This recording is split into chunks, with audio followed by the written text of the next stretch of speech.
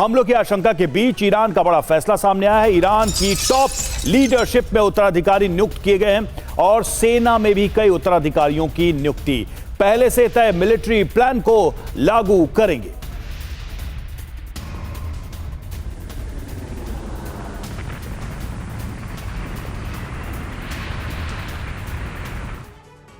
तो देखिए, कुल मिलाकर ट्रंप के जंगी बेड़े के चक्रव्यूह में इस वक्त ईरान नजर आ रहा है। 2000 किलोमीटर की रेंज एंटी शिप मिसाइलों में फिक्स कर दी गई है। अंजाम क्या होगा इस तनाव का, यह देखने वाली बात है। मध्य पूर्व में महासंग्राम के आसार हैं।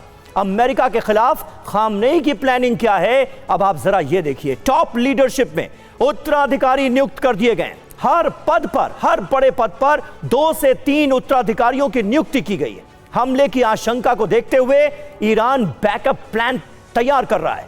मकसद क्या है? टॉप लीडरशिप के टारगेट होने पर तुरंत रिस्पॉन्स करना, हमले के दौरान ईरान को सत्ता के खालीपन से बचाना, ईरान के मिलिट्री प्लान को जारी रखना, ईरान के प्रॉक्सी ग्रुप्स को एक्टिवेट रखना। इस प्लानिंग के साथ ईरान अपने कदम आगे बढ़ाता हुआ नजर आ रहा है। और देखिए, एक अहम खबर है, ईरान की अमेरिका को चेतावनी सामने आई है। ईरान पर हमले के घातक परिणाम होंगे। ईरानी सरकार गिरी तो मिडिल ईस्ट तबाह हो जाएगा। सीनियर ईरानी अधिकारी ने यह धमकी दी है। न्यूज वीक की रिपोर्ट में यह बड़ा दावा किया गया है।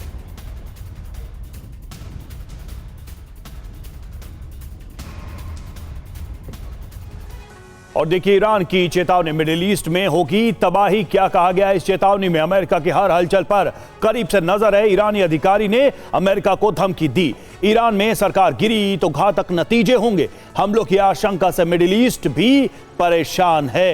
ये न्यूज वीक के सोर्स से बात सामने आई। देखिए, ईरान के टारगेट क्या है? तो अल हरीर एयरबेस एक टारगेट है जो कि इराक में है। इसके अलावा अल सलेम एयरबेस है जो कि कुवैत में है। इसके अलावा Al Udeid airbase Qatar, Bahrain naval base फारस की खाड़ी, Al Dhafra airbase UAE, prince Sultan airbase Saudi Arabia. ये तमाम वो बेसेस हैं जो जिस पर ईरान निशाना बना सकता अगर ये जंग आगे बढ़ती है तो। तिवारी सर, एक बात तो बहुत साफ है कि जंग का दायरा सिर्फ ईरान की सीमाओं तक नहीं रहेगा, संकेत तो यही बता रहे हैं।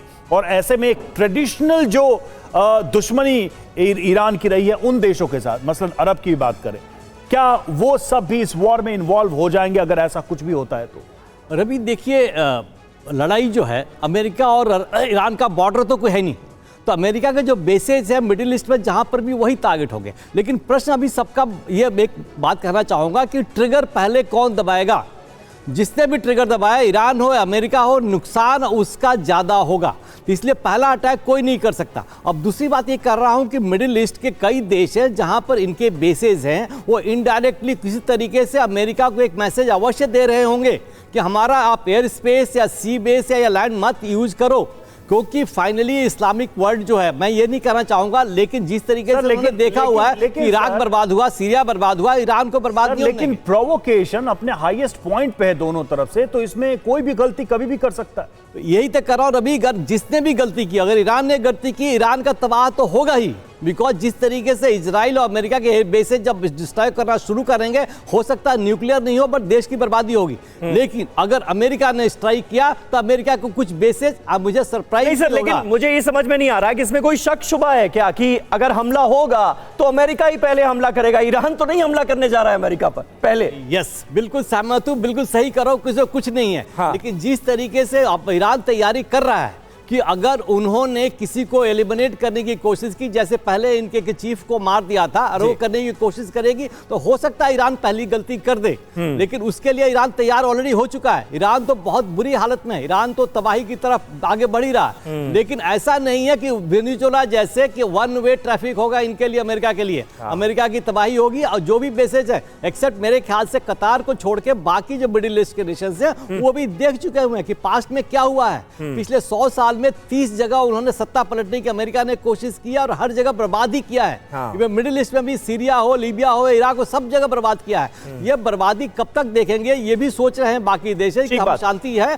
तो नहीं चलेगा। अभी मेरे को लग रहा है, जैसे हमें प्रतीत हो रहा है कि जो ट्रंप साहब ने इतने ज्यादा बोल के अभी ना भी looking for a safe exit, कि किसी तरह बहाना मिल जाए कि ये सिचुएशन डिस्केलेट हो सके और शांति प्रिवेल हो सके। हो सकता है इसमें सऊदी अरेबिया, यूएई का एक रोल अहम होगा। ठीक है, सऊदी अरबिया, यूएई का रोल क्या होगा, यह निश्चित तौर पर एक बड़ा सवाल है जो तिवारी जी उठा रहे हैं।